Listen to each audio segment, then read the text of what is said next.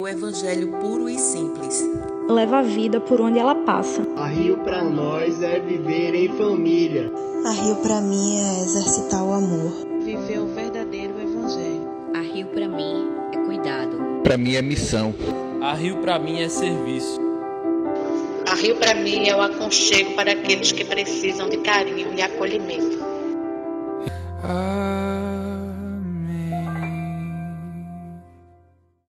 Irmãos, nós estamos no mês de aniversário da nossa igreja.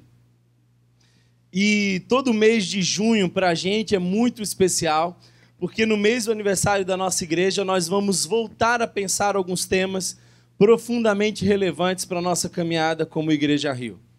Então, na semana passada nós falamos um pouco sobre o que é a Igreja Rio, quais os nossos sonhos, quais são os nossos valores. Falamos sobre as conquistas até aqui, falamos sobre os sonhos de conquistas para o próximo ano. Nós temos experimentado a graça de Deus como igreja. Eu louvo ao Senhor porque há um ano atrás nós éramos apenas um grupo de 10 pessoas sonhando uma igreja relevante e diferente. Hoje, para a glória do Senhor, nós temos 2 celebrações. Nós temos muitos irmãos que estão se juntando a nós, muita gente conhecendo a Jesus e começando a caminhar com Cristo na nossa comunidade. Eu vejo alguns deles e alegra-me o coração ver alguns deles que entenderam a mensagem do Evangelho aqui, já servindo, engajados. Louvado seja Deus por isso. É inegável que a presença do Senhor, que o Espírito Santo de Deus tem feito maravilhas entre nós. E eu queria agradecer a Deus por tudo que tem acontecido. O fato é que todo mês de junho nós vamos pensar alguns temas que são importantes para a nossa caminhada. E hoje talvez seja uma das mensagens mais relevantes da nossa igreja. Pelo seguinte fato, nós somos uma comunidade evangélica. E a palavra evangélica é aquele que carrega em si o evangelho. Infelizmente, hoje, é muito difícil para nós nos identificarmos com os evangélicos. E eu quero explicar isso para vocês. Algumas vezes as pessoas chegam e falam assim, olha, qual é o nome lá da sua igreja? Aí a gente fala, Igreja Rio. Aí o pessoal diz assim, mas Rio é batista, pentecostal, presbiteriano? Não, Rio é Rio. O Rio. E essa parte é até legal de explicar. O problema é quando o pessoal pergunta, mas é uma igreja evangélica? Por que é um problema?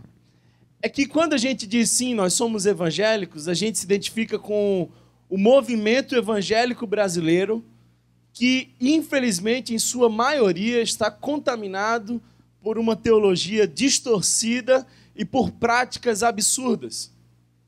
Nós ligamos a televisão e os evangélicos que estão ali expostos, os pastores são homens que não têm ética. Homens que, infelizmente, exploram e vendem a fé.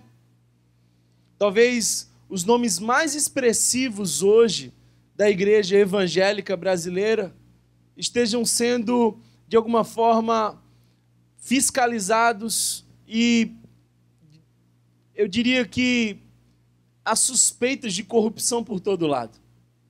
Então, nos identificar com o movimento evangélico é algo delicado. Embora necessário, sim, nós somos evangélicos. Nós levantamos a bandeira do evangelho. Agora, eu nunca pensei que fosse necessário numa igreja lembrar o que é evangelho. Eu achei que fosse algo tão natural entre nós, mas eu entendo que com o passar dos meses e desse ano, muitos vão entrando e, de alguma forma, vão fazendo parte dessa nova família sem a consciência do que de fato é evangelho. Paulo diz, eu não me envergonho do evangelho, porque é poder de Deus. Evangelho é poder de Deus. Agora eu gostaria muito de que, se você pudesse me acompanhar na leitura de Lucas, capítulo 15, versículo 11. Lucas, capítulo 15, versículo 11. É uma parábola muito conhecida de todos nós. E nós vamos pensar um pouco sobre essa parábola. Deus vai falar ao seu coração, Deus está nesse lugar. Eu oro para que nesse momento você esteja com o coração aberto, para que o Senhor possa semear uma palavra de esperança, de graça em nossa vida. Lucas capítulo 15, versículo 11. O que é evangelho? O que é evangelho? Somos uma comunidade evangélica, mas o que é evangelho? O texto diz o seguinte, Lucas 15, a partir do verso 11. Jesus continuou. Um homem tinha 2 filhos. O mais novo disse ao seu pai, pai, quero a minha parte da herança. Assim ele repartiu a sua propriedade entre eles. Não muito tempo depois, o filho mais novo reuniu tudo o que tinha e foi para a região distante e lá desperdiçou seus bens vivendo irresponsavelmente. Depois de ter gasto tudo, houve uma grande fome em toda aquela região. E ele começou a passar necessidade. Por isso foi empregar-se com um dos cidadãos daquela região, que o mandou para o seu campo a fim de cuidar de porcos. Ele desejava encher o estômago com as vagens de alfarrobeira que os porcos comiam, mas ninguém lhe dava nada. Caindo em si, ele disse, quantos empregados do meu pai têm comida de sobra, e eu aqui morrendo de fome? Eu me porei a caminho e voltarei para o meu pai, e lhe direi, pai, pequei contra o céu e contra ti. Não sou mais digno de ser chamado teu filho, trata-me como um dos teus empregados. A seguir, levantou-se e foi para o seu pai. Estando ainda longe, seu pai o viu e, cheio de compaixão, correu para seu filho e o abraçou e beijou. O filho lhe disse, pai, pequei contra o céu e contra ti, não sou mais digno de ser chamado teu filho. Mas o pai disse aos servos, depressa, tragam a melhor roupa e vistam nele. Coloquem um anel em seu dedo e calçados em seus pés. Tragam um novilho gordo e matem-no. Vamos fazer uma festa e alegrar-nos. Pois este meu filho estava morto e voltou à vida. Estava perdido e foi achado. E começaram a festejar o seu regresso. Mantenha a sua Bíblia aberta durante toda a nossa reflexão. A primeira parte dessa parábola é muito conhecida de todos nós. Certa vez, um jovem entediado com a sua vida, desgostoso com a sua família, olha para o seu pai e diz, pai, para mim você já morreu. Mas isso não aconteceu de fato. De forma que eu queria saber se eu posso adiantar os benefícios de tua morte. Pegar o que me seria próprio na morte, em vida, e ir embora, porque esperar você morrer é perda de tempo. Imagina só, o filho pedir a herança para o pai, enquanto ele ainda vivia, era algo terrível. O pai, ainda com um coração doloroso, vendeu parte das coisas, doou o dinheiro para o filho, e esse filho mais novo, inconsequente, se mandou no mundo afora, gastando os recursos com prostitutas, com bebida e com tudo mais que você possa imaginar, até que um dia ele se percebe sozinho, sem recurso, olha para o lado e já não sente mais o conforto do dinheiro que lhe possibilitava uma vida melhor. Então ele procura um emprego. E o emprego que ele acha é um emprego que era extremamente humilhante para ele. Porque o judeu não tinha contato físico com porcos, porque acreditava que o porco era impuro. O judeu não comia porco. Eles perderam durante anos e anos o privilégio do bacon. O fato é que aquele jovem agora estava cuidando de porcos, numa situação tão humilhante que ele olhava para o que o porco comia e sentia o desejo de comer a mesma coisa. Então, o texto diz que ele caiu em si. E eu acho muito interessante essa expressão, cair em si, porque muitas vezes pessoas vivem a vida sem ter uma real, profunda e verdadeira reflexão acerca de sua existência. É como se ele olhasse para a sua vida e dissesse: opa, quem eu sou e como eu vivo? Quais oportunidades eu já tive na minha existência e olha onde eu vim parar. Tantas escolhas erradas, tantos equívocos nas minhas decisões. E aí o texto diz que ele, caindo em si, pensa num diálogo com o seu pai, ensaia na mente e faz mentalmente o caminho de volta para casa, até que ele de fato decide ir. E eu fico imaginando o coração desse jovem, pensando como seria recebido. No discurso dele, ele dizia para o pai: me aceita como um dos teus empregados. Mas eu imagino que o pai, cabelos brancos, no fim da tarde, olhando ao longe, esperando encontrar um vulto conhecido,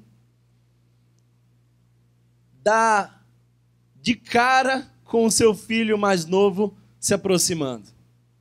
Esse encontro é emocionante de imaginar, porque o pai sai correndo ao seu encontro, o abraça, o beija. O texto faz questão de dizer que houve esse beijo e esse abraço, porque antes de qualquer discurso de desculpas, estava o amor do pai. Esse era o acolhimento que era independente do arrependimento. O amor do pai não era aquele que abraça o arrependido, é aquele que abraça para se arrepender. E esse abraço continua num churrasco, numa festa que, vou te falar, poucas pessoas sabem festejar como houve festa naquele dia, naquela casa. Agora, o filho mais velho daquele homem estava no campo. E embora a gente diga que essa é a parábola do filho pródigo, não é parábola do filho pródigo. Esse nome que nós demos ao texto é incoerente com a história que Jesus conta. Porque a história que Jesus conta inicia dizendo que são 2 filhos. Não é um filho. É a história de 2 filhos.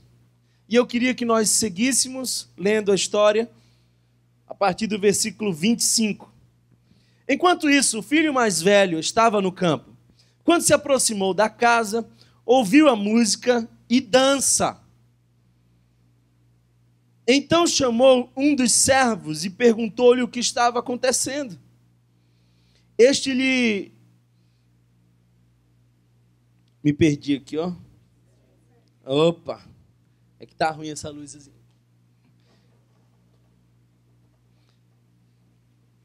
Este lhe respondeu: seu irmão voltou, e seu pai matou um novilho gordo, porque o recebeu de volta são e salvo. O filho mais velho encheu-se de ira e não quis entrar. Então seu pai saiu e insistiu com ele. Mas ele respondeu ao seu pai: olha, todos esses anos tenho trabalhado como um escravo ao teu serviço e nunca desobedeci às tuas ordens. Mas tu nunca me deste nem um cabrito para eu festejar com os meus amigos. Mas quando volta para casa, esse teu filho, ele nem diz meu irmão, ele diz teu filho, que esbanjou os teus bens com as prostitutas, matas um novilho gordo para ele. Disse o pai: meu filho, você está sempre comigo, e tudo que eu tenho é seu. Mas nós tínhamos que celebrar a volta desse seu irmão e alegrar-nos, porque ele estava morto e voltou à vida, estava perdido e foi achado. Interessante que esse discurso, essa história, não tem um ponto final. A gente não sabe se o irmão mais velho entrou na festa, se não entrou. A gente não sabe como foi o decorrer desse encontro familiar. Agora, há algumas coisas muito interessantes aqui para a nossa reflexão. Se a parte do filho mais jovem, ele tinha levado e gastado com prostitutas e com outras coisas, a celebração que estava acontecendo estava sendo feita a partir da parte da herança do filho mais velho. E é talvez uma das coisas que mais causa ira ao coração desse filho mais velho. Eu queria falar para vocês sobre o que é evangelho. E eu queria começar concordando com uma afirmação de um dos pais da igreja chamado Tertuliano, que diz o seguinte: da mesma forma que Jesus foi crucificado entre dois ladrões, o evangelho é crucificado entre dois erros, dois equívocos. Há uma outra conclusão desse texto, é de que existem duas maneiras de se estar espiritualmente perdido, mas há apenas um caminho de volta para casa.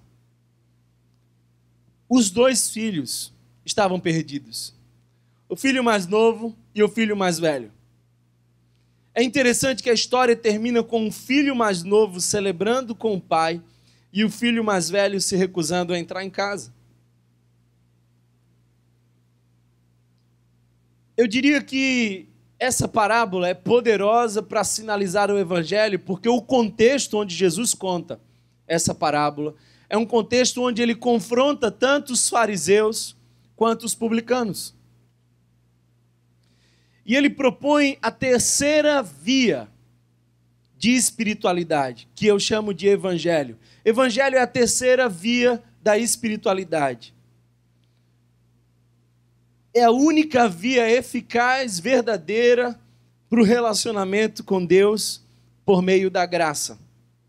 De forma que eu queria pensar com vocês hoje de modo muito prático, objetivo, sobre esses três caminhos, sobre esses três personagens, sobre essas três posições. Eu queria pedir licença para, de modo lúdico, usar um recurso que eu fiz hoje de manhã.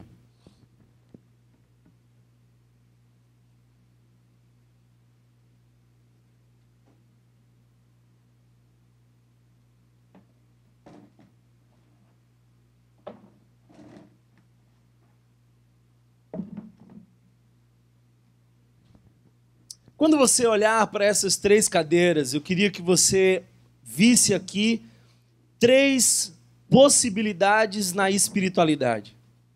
Queria que você visse aqui três vias de espiritualidade, embora apenas uma delas seja de fato eficaz.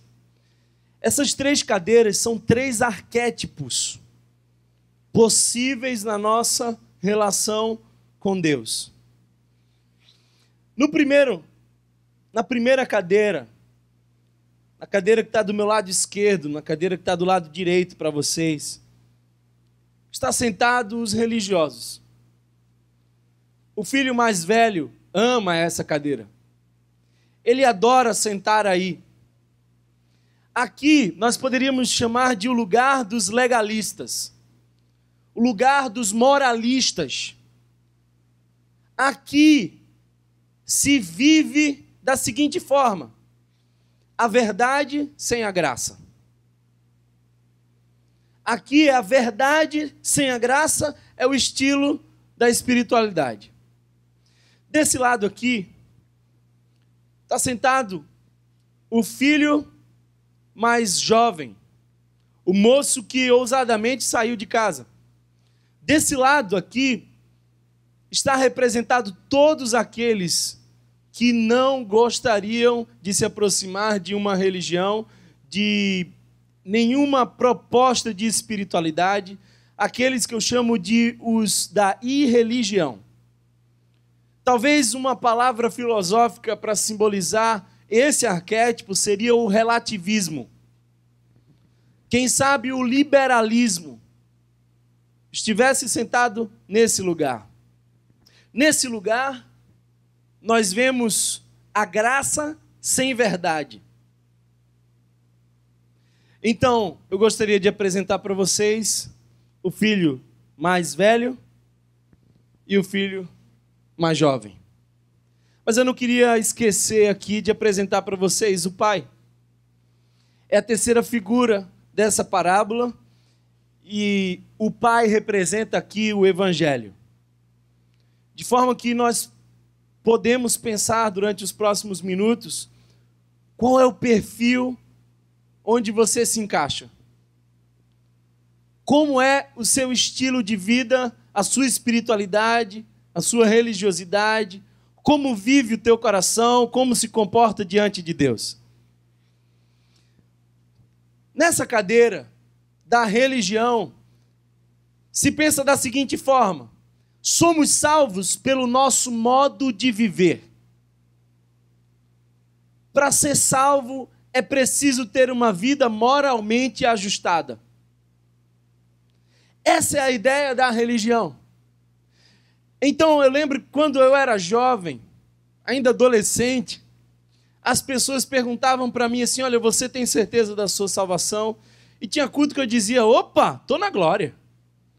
Mas tinha culto que eu dizia: meu irmão, eu já estou, se Jesus voltar hoje, eu fico. Não vou. Eu não sei se você já teve essa crise, mas eu passei anos da minha vida nessa oscilação. Parece que os anjos escreviam e apagavam o meu nome do livro da vida, de acordo com o que eu podia fazer. Então a salvação para mim estava relacionada à minha forma de viver.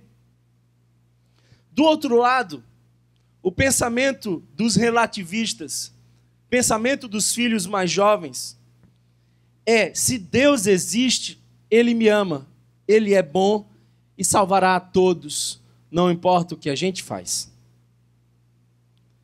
Se Deus existe, Ele vai perdoar, e se Deus perdoa, eu não preciso viver em santidade. Eu não preciso ter uma vida ajustada à palavra de Deus. Esse lance de Deus eu deixo para a Páscoa e para o Natal. Esse negócio de se relacionar com o Senhor e de uma vida de santidade, eu deixo isso para as comemorações especiais, ou vez por outra, quando algo acontece. Pessoas como do filho mais velho olham para a salvação dizendo: depende de mim. Pessoas do filho, como do filho mais novo, olham para a salvação e dizem: Deus vai salvar todo mundo, todos os caminhos dão na venda e eu estou bem. Eu sou uma pessoa boa, afinal. No Evangelho, nós somos salvos pela graça de Deus. Efésios capítulo 2, versículo 8 e 9. Pela graça sois salvos mediante a fé. Isso não vem de vós, é dom de Deus, não vem de obras, para que ninguém se glorie. Então aqui é alguém tentando salvar-se. Aqui é alguém que confia numa salvação que não tem. E o Pai é aquele que diz: vinde a mim, eu sou a salvação. Do lado do filho mais velho se pensa da seguinte forma: pessoas boas estão dentro, pessoas más estão fora. Do lado do filho mais novo se pensa da seguinte forma: pessoas de mente aberta estão dentro, pessoas de mente fechada estão fora. No Evangelho, segundo a perspectiva do Pai, os humildes estão dentro, os orgulhosos estão fora. Nessa cadeira do filho mais velho se sentaram muitos fariseus e religiosos. E desde o Antigo Testamento, e isso vai ficando cada vez mais claro até no Novo Testamento, nós vemos uma diferença muito grande de dois arquétipos. E frequentemente os textos unem os dois para provocar uma reflexão. Aqui, por exemplo, senta o fariseu que bate no peito e diz: obrigado, Senhor, porque não sou como esses. Não sou como esses. Essa era a oração do filho mais velho. Essa era a oração do fariseu. Do outro lado senta o publicano, que diz que não ousa nem levantar os olhos para os céus, mas diz: ser propício a mim, Senhor, que sou pecador.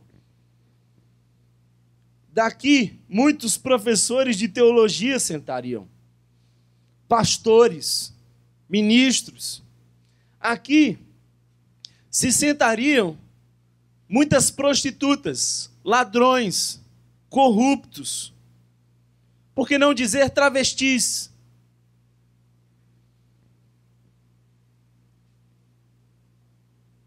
A minha pergunta é: quem Deus quer que sejamos olhando para essa parábola? Como o filho mais velho, que vive uma vida moralmente ajustada, que diz: pai, toda a minha vida eu te servi como um escravo, e é um filho dizendo para um pai: eu sou escravo nessa relação. Ou Deus espera que sejamos como o filho mais jovem, que olha para o pai e diz: olha, eu estou cansado de você e dessa vida, me dá a minha grana que eu estou indo embora. Quem Deus espera que sejamos? Deus não espera que você seja como o filho mais velho, porque embora tenha uma vida moralmente ajustada, está num projeto de autossalvação, está igualmente perdido e não sabe. E Deus não espera que você seja como o filho mais jovem, que faz as loucuras que lhe vêm no coração e que se afasta das referências que tinha. É interessante que esse filho mais novo, ele não gasta o seu dinheiro naquela cidade, ele vai para muito longe, na tentativa de se afastar das referências. Deus não quer que você seja nem como o filho mais velho, nem como o filho mais novo. Deus quer que você seja como o filho que conta a parábola. A referência é Jesus. Essa é a referência do Evangelho. Para o filho mais velho, a ênfase está no que devo fazer, nas boas obras para autojustificação. É o homem buscando a Deus. Para o filho mais novo, a ênfase está no que se quer fazer. O que eu quero fazer? Afinal, eu não sou uma pessoa ruim. A perspectiva deles é de que Deus vai salvar a todos. Todos somos filhos de Deus. A ênfase do Evangelho não é nem no que eu devo fazer, nem no que eu quero fazer. A ênfase do Evangelho é no que foi feito na cruz por mim. De forma que eu queria trazer aqui algumas características para vocês. As características do irmão mais velho são muito interessantes, porque, por exemplo, a primeira característica que eu vejo é de que quando a vida não está como eles esperam ou queriam, aparece a ira. Frequentemente eu encontro pessoas aqui na igreja que dizem assim: eu estou revoltado com Deus. Olha, eu dou o meu dízimo, eu trago oferta, eu venho no culto, eu participo da missão, eu vou lá nas ações de rua, eu até limpo a igreja, e Deus permite que essas coisas aconteçam comigo. Alguns anos atrás eu ouvi um pastor fazer uma oração que, infelizmente, era demoníaca. Ele começou a sua mensagem da seguinte forma: Deus, se eu tenho créditos contigo, manda os teus anjos aqui agora.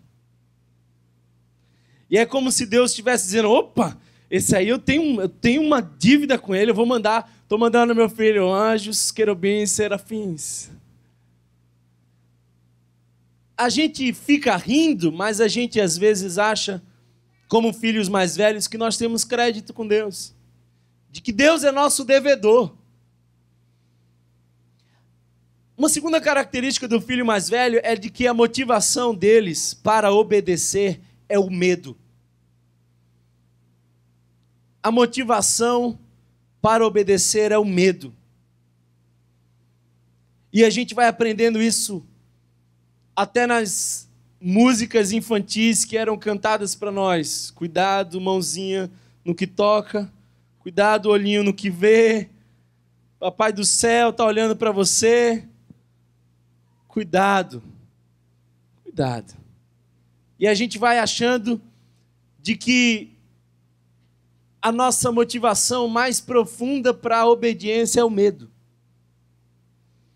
Uma terceira característica do filho mais velho é esse desdém pelos irmãos mais novos. O filho mais velho não estava preocupado com o mais novo. Não estava nem aí para o mais novo. Não celebra a chegada do mais novo. Sabe, uma igreja feita de irmãos mais velhos, de religiosos, é uma igreja que não vive a evangelização. Porque a evangelização é talvez ir buscar os irmãos mais novos.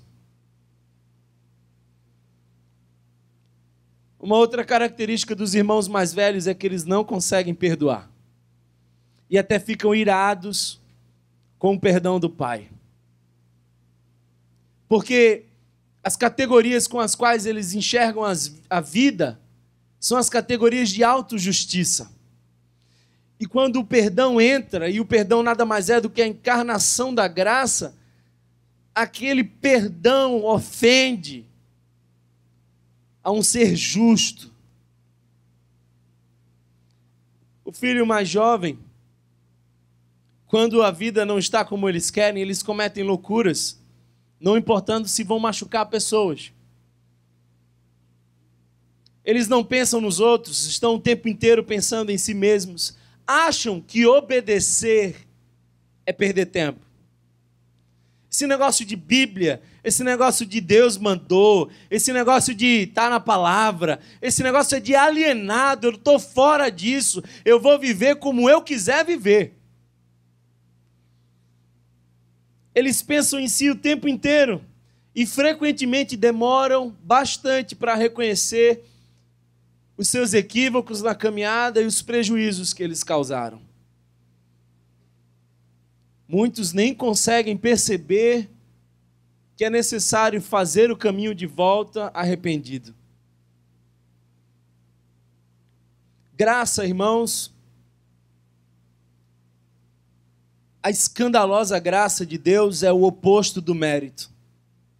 Graça é a disposição unilateral de Deus de nos querer. Deixa eu dizer algo para vocês, se você não entendeu muito ou não guardou muito do que foi dito até aqui, ouça bem isso. Eu tenho uma afirmação dolorosa para te fazer. Você que me ouve aqui precisa chegar a uma conclusão. Eu e você somos piores, muito piores do que imaginamos. Às vezes as pessoas falam mal de nós. E uma vez uma pessoa disse assim, olha, estão falando mal de você por aí. Eu disse, glória a Deus. Porque o que eles podem falar mal de mim não é nem perto do que eu sou. Eu sou muito pior. Nós somos muito piores do que imaginamos. Mas a graça de Deus é muito maior, muito, muito maior do que a gente pode conceber.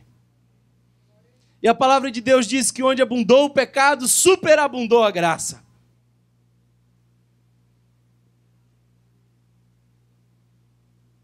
Certa vez C.S. Lewis chegou numa roda de filósofos e professores que estavam discutindo quais eram os diferenciais das religiões. E naquele exato momento da sua chegada, estavam falando sobre qual era o diferencial do cristianismo. E ele, de forma muito simples, interrompeu a conversa e falou: a grande diferença entre a proposta do Evangelho e qualquer outra proposta religiosa é a graça de Deus. Não há nenhuma outra proposta religiosa onde Deus se oferece por amor ao homem e rasga o véu e abre o caminho. E a nossa passagem é livre. Agora, na prática, no dia a dia, de segunda a sexta, como vivem os filhos mais velhos e os filhos mais jovens? Como vivem? Quando chega, por exemplo, o desânimo e a depressão, o filho mais velho olha para si e diz: eu devo estar desobedecendo alguma coisa. Eu devo estar em pecado. Se algo está acontecendo comigo e é ruim, Deus deve ser justo e deve estar me punindo por algo. Esse era o argumento dos irmãos e amigos de Jó. Confessa, Jó, o teu pecado. Porque mazela alguma pode acontecer com um homem bom sem que ele tenha provocado isso com os seus pecados. Os filhos mais velhos trabalham sempre no comportamento. É por isso que as igrejas por aí estão preocupadas com como você se comporta, como você fala, como você penteia o seu cabelo, como você coloca a sua roupa. É o comportamento que importa para o filho mais velho. Quando eles se relacionam amorosamente, relacionamentos, eles transformam tudo num jogo de culpas.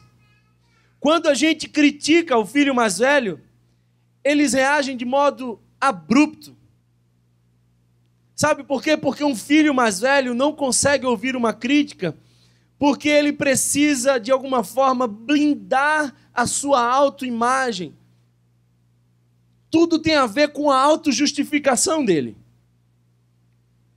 E algumas vezes, quando eles se sentem nas relações desvalorizados, eles começam a fazer coisas, não porque o amor de Deus está no seu coração, mas porque eles precisam criar mais currículos para impressionar.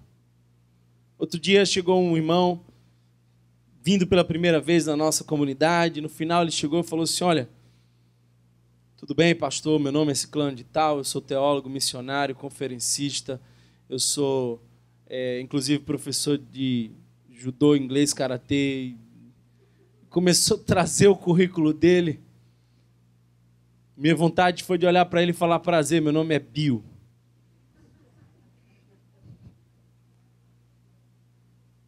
A religião adora currículo.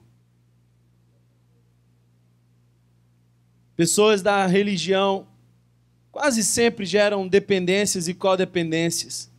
Olham para a sexualidade e veem a sexualidade de modo moralista, algo sujo. Olham para a família e geralmente os pais moralistas, legalistas, religiosos, eles fazem dos filhos escravos das suas projeções e expectativas. É como se o pai criasse um cenário pelo qual o filho tem que percorrer a vida inteira e a existência do filho vai ser para dar conta da projeção do pai. Hoje de manhã um jovem me procurou e falou assim: olha, eu vivo isso. E eu não sei se o que eu vivo é evangelho ou é a projeção do meu pai.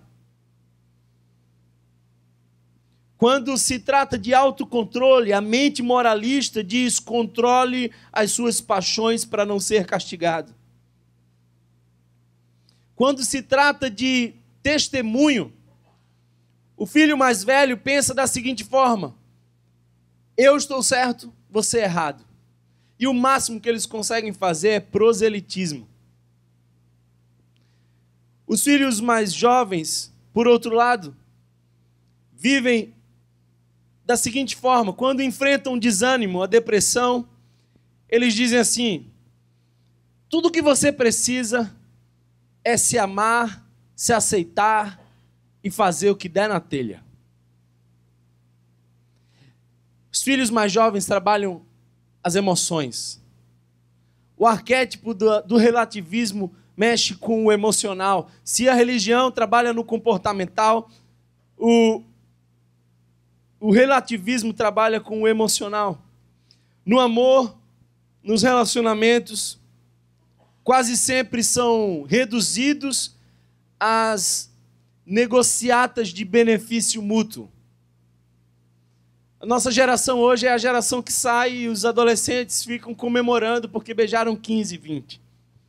Não lembram o nome de nenhuma, isso nem importa, porque na geração dos filhos mais jovens, o que se importa mesmo é que benefício eu vou ter, me dá a minha herança e eu estou indo embora. São pessoas que não suportam uma relação que lhe tenha custo. Vivem de modo egoísta. Enfrentam a sexualidade olhando para ela apenas como um apetite biológico.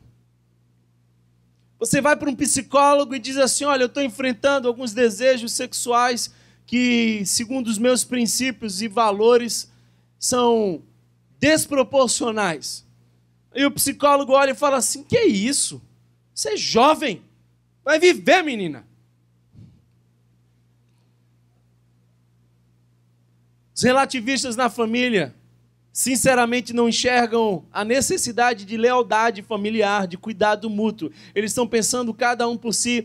É muito comum hoje em dia a família, cada um ter o seu canto, e vivem na mesma casa, mas não têm o mesmo lar. Quando pensam em autocontrole, os relativistas dizem: seja você mesmo e descubra o que é bom. Não se reprima, não se reprima. Quando pensam em testemunho, os relativistas negam totalmente a legitimidade da evangelização.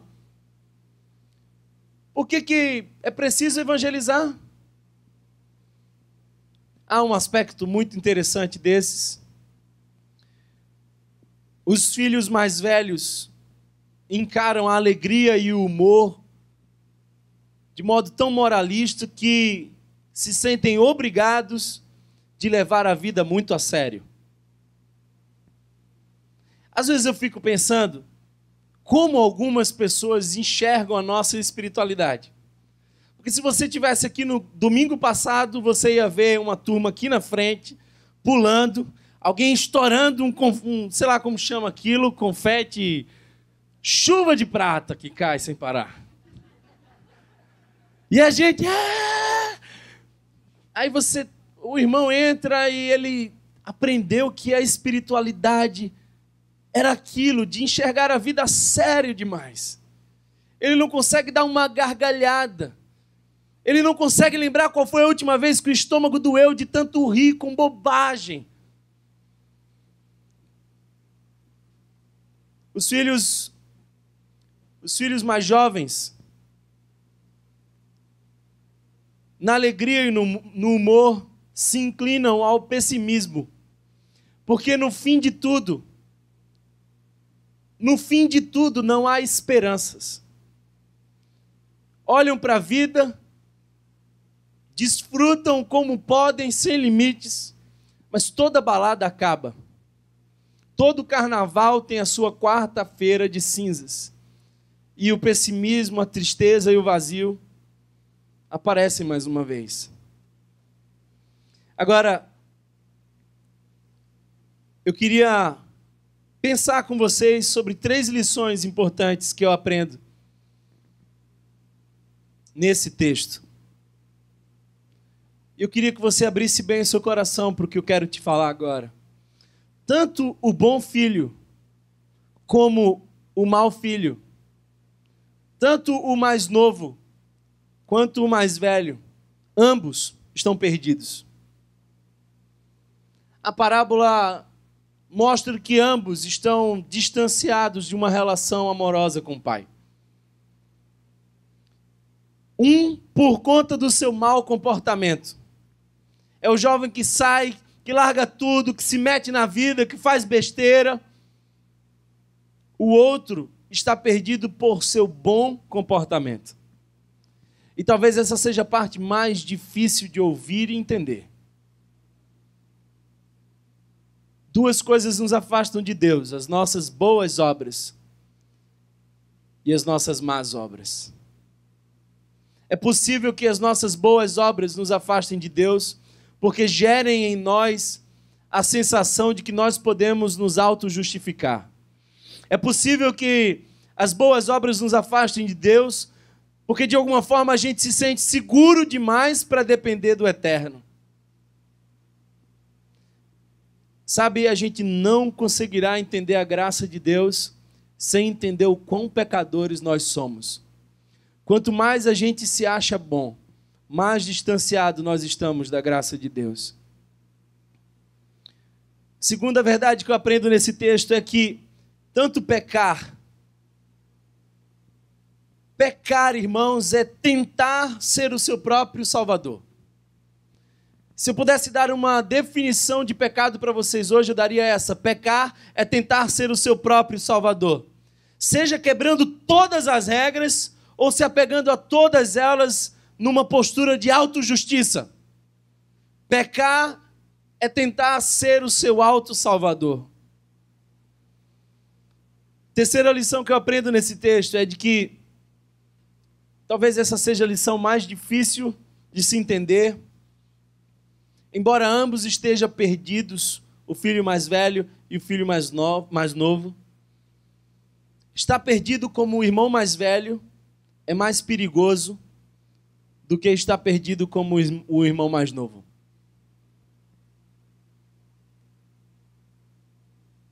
Estar perdido na religião é mais perigoso do que estar perdido no relativismo. Sabe por quê? Porque aquele que está perdido como um filho mais velho não sabe que está perdido. E aquele que está perdido como um filho mais jovem, por mais que aconteçam distanciamentos, lá no seu coração ele sabe, preciso voltar para a casa do Pai.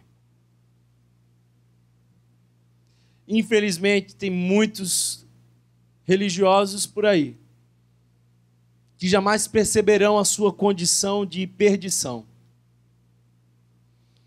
Eu não sei se você já foi em alguma igreja onde o convite, o apelo foi esse.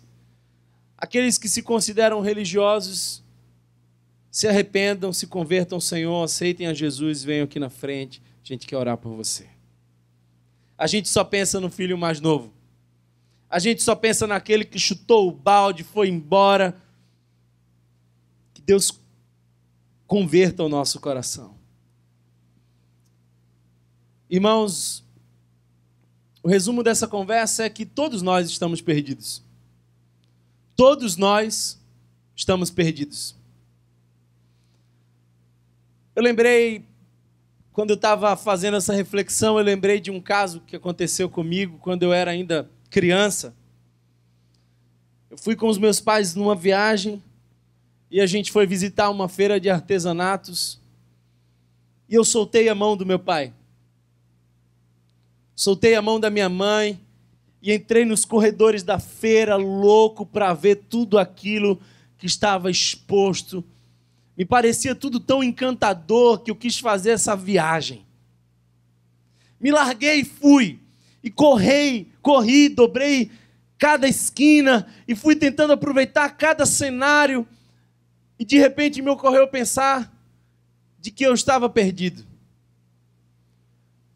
Então, na mesma hora, eu tentei fazer o caminho de volta e tudo que eu conseguia ver eram as pernas das pessoas passando para um lado e para o outro. O coração disparou, eu fiquei preocupado, comecei já com o rosto entristecido, quase choroso, comecei a correr para um lado e para o outro e eu não achava os meus pais. E aí, tudo que a gente faz é sentar e chorar. Quando a gente já não tem mais o que fazer, o choro é o consolo. Eu não sei se você tem ideia do privilégio que é ouvir a voz do seu pai, da sua mãe, chamando pelo seu nome e encontrando você. É aliviador. Pois bem, nessa história eu tenho as 3 cadeiras.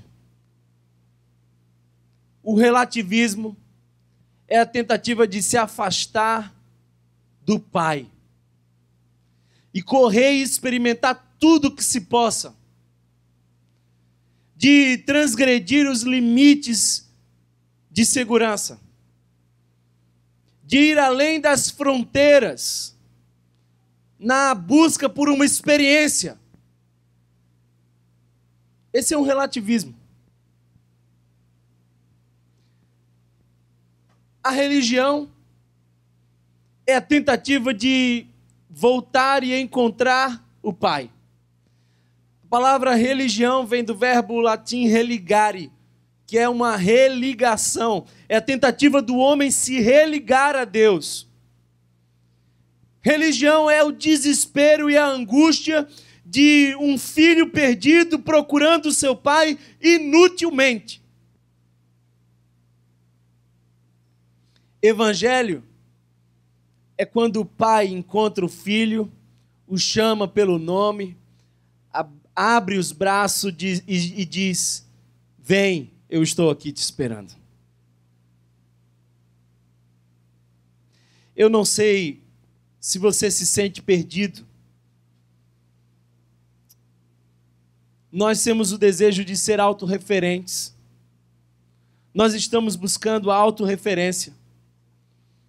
Deus diz, olha, Eva, come de tudo, Adão, come de tudo, só não come dessa fruta. Essa fruta não é legal. O que Eva faz? Ela queria ser a própria referência e ela vai e experimenta aquilo que não podia. E ela passa a conhecer o bem e o mal não apenas pelo que Deus tinha dito, mas pelo que ela viveu. Evangelho é a mensagem de que fomos ou podemos ser resgatados desse perigo, de estarmos perdidos na nossa existência. A Bíblia diz, irmãos, que todos nós estamos separados de Deus. É a nossa condição mais profunda. Não há uma aqui que fuja dessa separação. Romanos capítulo 3, versículo 10 diz o seguinte: não há nenhum justo, nenhum sequer, não há ninguém que entenda, nem que busque a Deus. Todos se desviaram, tornaram-se juntamente inúteis. Não há ninguém que o faça o bem. Não há um sequer. Estamos todos separados de Deus. Estamos perdidos nos corredores da existência. E aí Deus providencia uma solução.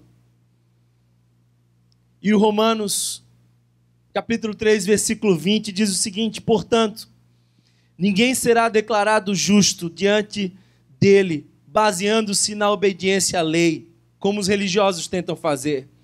Pois é mediante a lei que nos tornamos plenamente conscientes do pecado. É para isso que serve a lei, para mostrar que nós não somos quem deveríamos ser. Mas agora, e esse texto consola meu coração porque tem esse mais agora. Mais agora. Esse mais agora soa para mim como a voz que João ouve quando estava chorando ao saber que ninguém era digno de abrir o livro. E a Bíblia diz que João começa a chorar lá no Apocalipse e ele ouve uma voz dizendo: não chores. Eis que o Cordeiro de Deus que foi morto venceu e é digno de abrir o livro. O texto diz: mas agora se manifestou uma justiça que provém de Deus, independente da lei, da qual testemunham a lei e os profetas. Justiça de Deus mediante a fé em Jesus Cristo para todos os que creem. Não há distinção, pois todos pecaram e estão destituídos da glória de Deus, sendo justificados gratuitamente por sua graça, por meio da redenção que há em Cristo Jesus. Nós fomos psicologicamente separados desde o Éden. Quando Adão sente vergonha e se esconde e sente medo em seu coração, é o sinal de que psicologicamente nós somos afetados pelo pecado. Fomos socialmente afetados pelo pecado, porque Adão se afasta de Eva e agora aparece o que Freud vai chamar de um mecanismo de transferência de culpa. Quando Deus pergunta o que aconteceu, Adão, ele diz: olha, foi Eva, a mulher que tu me deu. E ele ainda joga uma culpazinha também para Deus. Estamos fisicamente afetados pelo pecado, e o texto diz que a partir do pecado nós sofremos trabalho árduo, nós temos a degeneração física e experimentaríamos a morte. Nós fomos ecologicamente afetados, porque o texto diz que Deus nos chamou para cuidar do jardim, e o que nós nos tornamos hoje foram os destruidores do grande jardim. Quando a gente fala sobre salvação, inferno, céu, há algo muito comum que surge na conversa. Eu queria que você prestasse bem atenção nisso. Se você chegar para alguém e perguntar: olha, para onde você vai quando você morrer? Se você morrer hoje, se ao atravessar a rua você não chegar do outro lado, para onde você vai? Somos seres eternos, a eternidade está em nós. Para onde nós vamos? Para onde você vai? Algumas pessoas, talvez a maioria, diria: eu vou para o céu. Mas elas justificariam a sua ida para o céu da seguinte forma: elas diriam: eu sou uma pessoa boa. A Bíblia nos diz que não há uma só pessoa boa capaz de, por suas próprias obras, ir aos céus. E é por isso que dos céus veio Cristo Jesus. Thomas, então você está dizendo que não existe essa possibilidade? Ser bom não é o bastante? Não. Ser bom não é o bastante. Ouça uma história que eu vou lhes contar e vocês vão me responder se ser bom é o bastante. Uma mãe começou a cuidar do seu filho e desde muito pequeno ela dizia: meu filho, você tem que estudar. Meu filho, você tem que ser honesto. Meu filho, você tem que ser carinhoso. Meu filho, você tem que ser um homem de paz. Meu filho, você tem que ser um homem fiel. Meu filho, você tem que ser um homem trabalhador. E aquele menino cresce ouvindo a mãe dizer o que ele precisa ser, até que chega o dia onde, de fato, ele entra na faculdade, ganha a independência, e ele torna-se exatamente tudo o que a mãe dele pediu para que ele fosse. Quando ele começa a exercer a medicina, ele se afasta da sua cidade, se afasta das proximidades onde morava sua mãe e nunca mais entra em contato com ela. Às vezes, um ano ou outro, ligava no Natal para desejar boas festas. Esse era um homem bom. Ele era justo, ele era honesto, ele era fiel. Esse era um homem bom. A minha pergunta para vocês é: ser bom é o bastante? Por mais que aquele homem fosse bom, havia uma relação pendente com quem o criou. E abandonar a sua mãe e a relação com ela era uma grande injustiça. Há muitas pessoas por aí que abandonaram a relação com quem o criou, o grande e eterno Criador. Ser bom não é o bastante. Nós precisamos urgentemente nos relacionar com Deus. Não poderíamos fazer isso sem que o Senhor Jesus não nos encontrasse. Sabe, a minha pergunta para você é: como agiria o filho mais velho se ele fosse um bom filho mais velho? Como agiria o irmão mais velho se ele fosse um bom irmão mais velho? Essa é uma ótima pergunta, não é? Imagina que o filho mais jovem vai embora, some, e aí a casa entra num clima de tristeza, e aí entra em cena o bom irmão mais velho. Sabe o que eu imagino que o bom irmão mais velho faria? Ouça bem essa história. Eu acho que o bom irmão mais velho chegaria para o pai e falaria: pai, não chora. Eu fiz as minhas malas e eu também estou de partida. Eu estou indo buscar o meu irmão mais novo. Ele se perdeu, cometeu loucuras, mas eu vou lá. E eu vou trazê-lo pela mão. E eu vou trazê-lo de volta para o Senhor. E a nossa casa vai voltar a festejar. E a nossa família voltará a ser a mesma de antes. Talvez até numa outra experiência muito melhor. Era isso que um irmão mais velho, um bom irmão mais velho faria. Concordam? Concordam?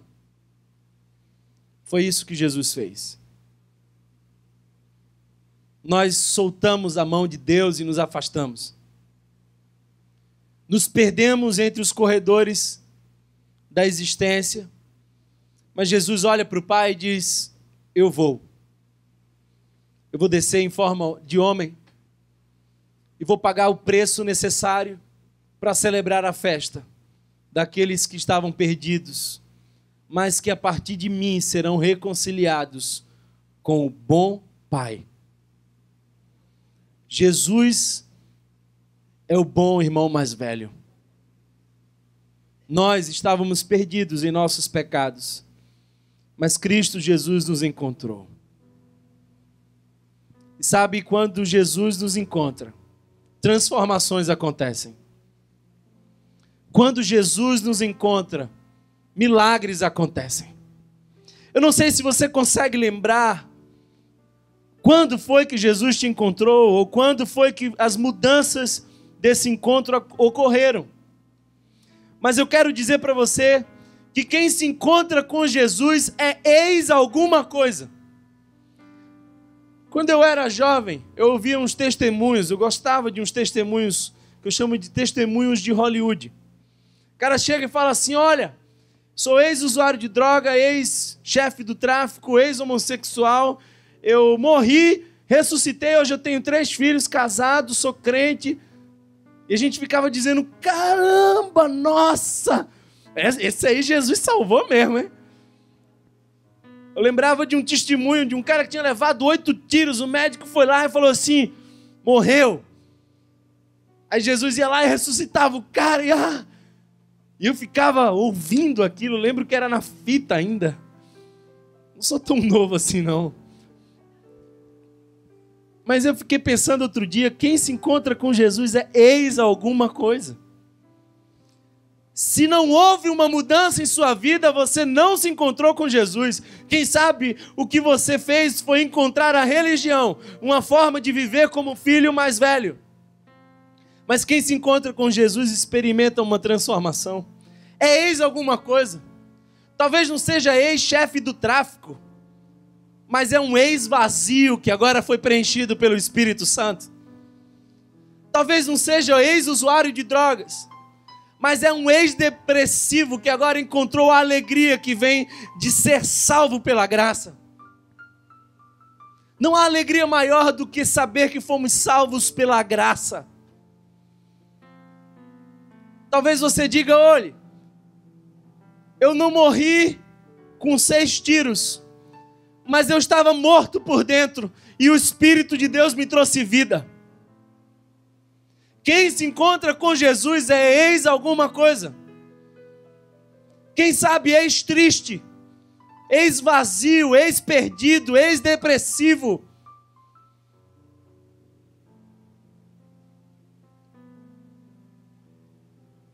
Eu tenho uma alegria tremenda de dizer para você que o nosso bom irmão mais velho, Jesus, está nesse lugar. E talvez Deus marcou um encontro com você nessa noite para realizar uma transformação. O Espírito de Deus está aqui nessa noite, quem sabe chamando você para uma nova vida. Quem sabe Deus possa converter o seu coração hoje à noite da sua vida na religiosidade. Quem sabe Deus possa converter o seu coração da sua vida no relativismo. Seja você irmão mais velho, irmão mais novo, perdido por mais obras ou por boas obras. Vem. O texto diz que o pai ao longe viu o menino e correu e o abraçou e o beijou e o vestiu e colocou um anel de filiação familiar no seu dedo, sandálias nos seus pés cansados e celebrou. Hoje talvez seja uma noite onde Deus trouxe você aqui para um encontro que vai marcar a sua história. Quem se encontra com Jesus é ex alguma coisa. Talvez você caia em si hoje e perceba que a sua vida já está desgastada sem o amor de Cristo. Hoje o Senhor te chama para voltar para a casa do Pai. Ser acolhido e recebido de braços abertos pelo Pai bondoso. Quem se encontra com Jesus experimenta transformações. 2 Coríntios capítulo 5, versículo 17 diz o seguinte: portanto, se alguém está em Cristo, é nova criação. Se alguém está em Cristo, é nova criatura. As coisas antigas já passaram, e eis que surgiram coisas novas. Tudo isso provém de Deus, que nos reconciliou consigo mesmo por meio de Cristo Jesus, e nos deu o ministério da reconciliação. Ou seja, que Deus em Cristo estava reconciliando consigo o mundo, não lançando em conta os pecados dos homens, e nos confiou a mensagem da reconciliação. Portanto, somos embaixadores de Cristo. Somos embaixadores de Cristo. Como se Deus estivesse fazendo o seu apelo por nosso intermédio. E Paulo continua dizendo: por amor a Cristo, lhes suplicamos, reconciliem-se com Deus. Por amor a Cristo, lhes suplicamos, reconciliem-se com Deus. Deus tornou pecado por nós, aquele que não tinha pecado, para que neles nos tornássemos justiça de Deus. Quando Deus olha para nós, Ele não enxerga os nossos pecados. Quando Deus olha para nós, Ele enxerga o sangue de Cristo derramado em nosso favor. Nós vamos cantar uma canção que diz: quero voltar. Quero voltar ao início de tudo. E talvez você pense: eu quero voltar como o filho mais velho que termina a parábola fora de casa. Talvez você diga: eu quero voltar como um filho mais novo que fez caminhos errados, mas que hoje reconhece, cai em si e volta e diz: me aceita, Pai. E enquanto a gente canta essa canção, eu queria que silenciosamente você estivesse em espírito de oração, Senhor. Há aqui nessa igreja alguns irmãos que se encontraram com Jesus. E como eu disse para vocês, quem se encontra com Jesus experimenta transformações. Então, um a um, eu gostaria de convidar os nossos irmãos que gostariam de testemunhar de forma simples a sua transformação. Quero voltar, Senhor, ao início de tudo. Quero voltar, Senhor. Talvez você estava cego, mas agora o Senhor encontra você e você experimenta a transformação e você passa a ser confiante. Talvez você vivia na culpa, mas agora você experimenta a maturidade em Cristo Jesus. Talvez você vivia sedento, sedenta, mas agora você encontrou e é saciada pelo Espírito de Deus. Talvez você vive angústia, mas em Cristo nós encontramos perdão. Talvez você estava preso, mas hoje você pode ser liberto. Talvez você tenha carregado fardos, mas hoje você tem leveza na alma. Eu vou pedir para o pessoal subir aqui na frente. Vamos cantar essa canção. Quero voltar ao início de tudo, Senhor. Todo mundo que se encontra com Jesus é ex alguma coisa. Quem sabe ex perdido. Quem sabe ex depressiva. Quem sabe ex julgada. Quem sabe ex orgulhosa. Quem sabe ex incapaz. Mas quem se encontra com Jesus experimenta transformação.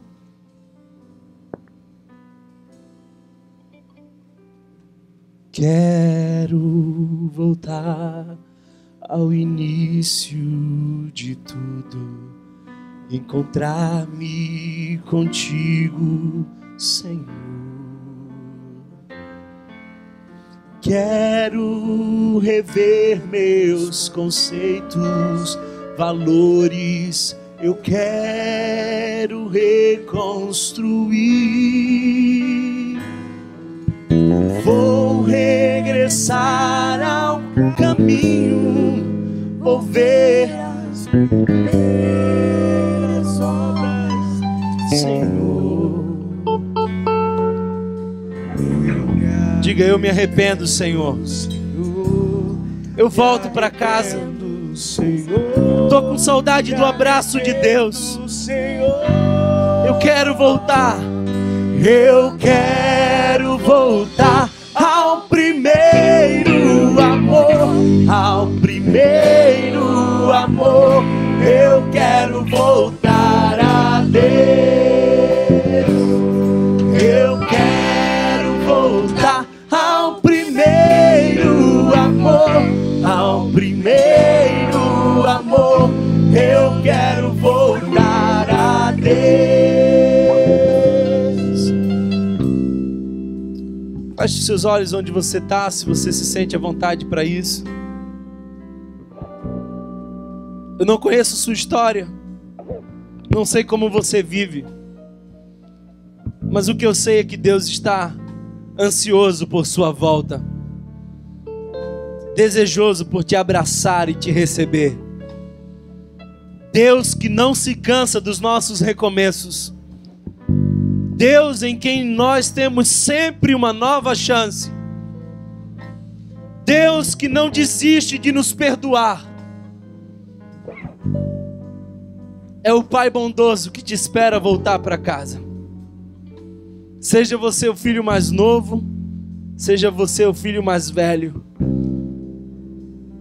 seja você o relativista ou o moralista, seja você o liberal ou o legalista,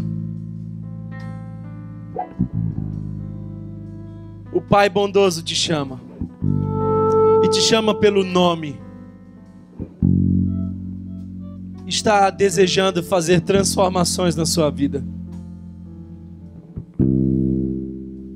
Se você é uma dessas pessoas que hoje decide voltar para a casa do Pai,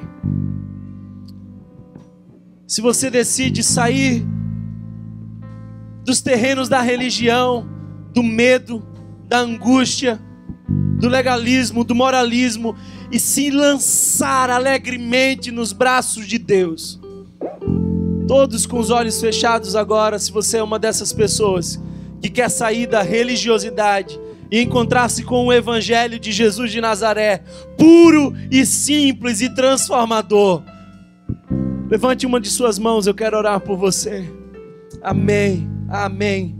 Pode baixar se você já levantou, amém, amém.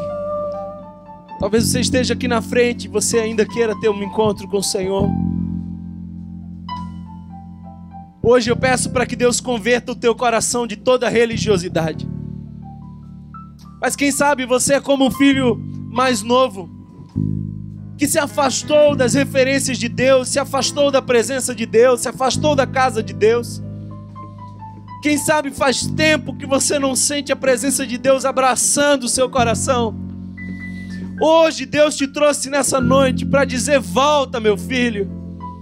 Se você quer se entregar ao Senhor Jesus, como fez o filho mais jovem, que se arrependeu de seus pecados e se colocou diante de Deus, levanta sua mão, quero orar por você. Amém, amém. Pode embaixar. Obrigado, Senhor. Obrigado, Senhor. Obrigado porque Tu nos acolhe com Tua graça. Graça sem limites. Graça é aquilo que custa tudo para quem doa e nada para quem recebe.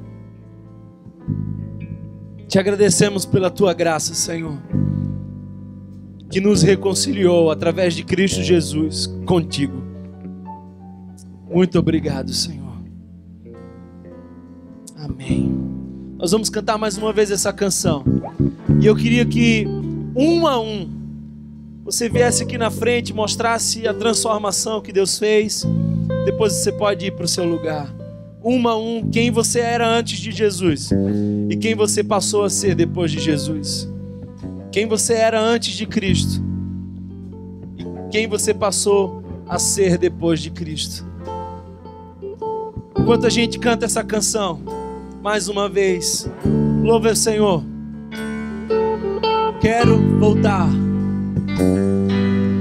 Quero voltar ao início de tudo, encontrar-me contigo, Senhor.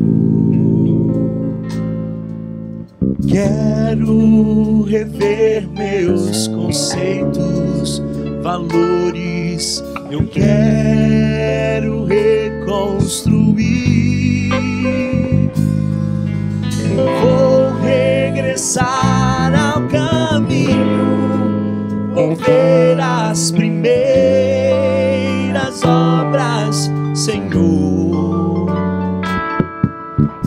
Eu me arrependo, Senhor, me arrependo, Senhor, me arrependo, Senhor. Eu quero voltar ao primeiro amor, ao primeiro amor. Eu quero voltar a Deus. Eu quero voltar ao primeiro amor, ao primeiro amor. Eu quero voltar a Deus. Quero voltar ao primeiro amor, ao primeiro amor. Eu quero voltar a Deus. Eu quero voltar ao primeiro amor. Vamos ficar de pé todo mundo. Nós estamos terminando nossa reunião, mas eu queria convidar você mais uma vez a adorar ao Senhor através dessa canção. Quero voltar ao início, encontrar contigo. Se você se sente à vontade, se você conhece a pessoa que está do seu lado e desejar pegar na mão dela agora ou abraçá-la, fique à vontade. Cante junto essa canção. Coloque-se diante de Deus. Faça dessa canção a sua confissão. Vou regressar ao caminho. Volta pro caminho. Vou ver as primeiras obras, Senhor. Diga com toda a força. Eu me arrependo. Nos arrependemos, Senhor. Me arrependo. Nos arrependemos, Senhor. Vem, Senhor, e nos recebe e nos abraça. Oh, eu quero voltar ao primeiro amor, ao primeiro amor. Eu quero voltar a Deus. Eu quero voltar ao primeiro amor, ao primeiro amor. Eu quero voltar a Deus. Queria convidar só a igreja para cantar essa canção com toda a força do seu coração agora. Diga: quero voltar. Eu quero voltar ao primeiro amor, ao primeiro amor. Eu quero voltar a Deus. Diga mais uma vez: quero voltar. Eu quero voltar ao primeiro amor. Eu quero voltar a Deus. Obrigado, Senhor, porque hoje, a semelhança da parábola que termina com festa, essa noite tem festas no céu. Há um banquete celestial de comemoração, porque aquele que estava perdido foi achado. Obrigado por tua graça, Senhor. Obrigado porque, Senhor, tu nunca se cansa dos nossos recomeços. Obrigado porque em ti nós temos a graça abundante. Obrigado porque em Cristo Jesus nós fomos reconciliados com Deus.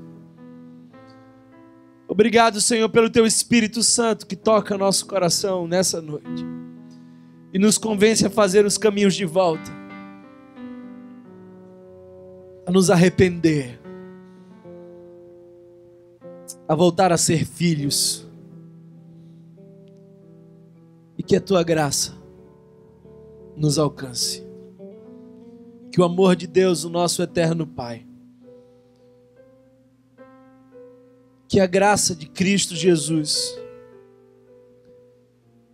e as consolações do Divino Espírito Santo estejam conosco, desde hoje e para todos sempre. Amém. Quero voltar ao primeiro. Eu quero voltar a... Diga uma última vez, quero voltar. Eu quero voltar ao primeiro amor. Amor. Aleluia. Obrigado, Senhor. Te louvamos, Deus. Aleluia. Glória a Deus. A Ti toda honra e toda glória, Senhor. Aleluia. Deus abençoe vocês. Uma semana de paz, de bênção, de vitória. Se você está vindo pela primeira vez, sinta-se acolhido, recebido, amado. Se você deseja conhecer um pouco mais de nosso ministério, pode procurar esse pessoal do Colete Verde. Eles vão ter muita alegria em receber vocês. Deus abençoe.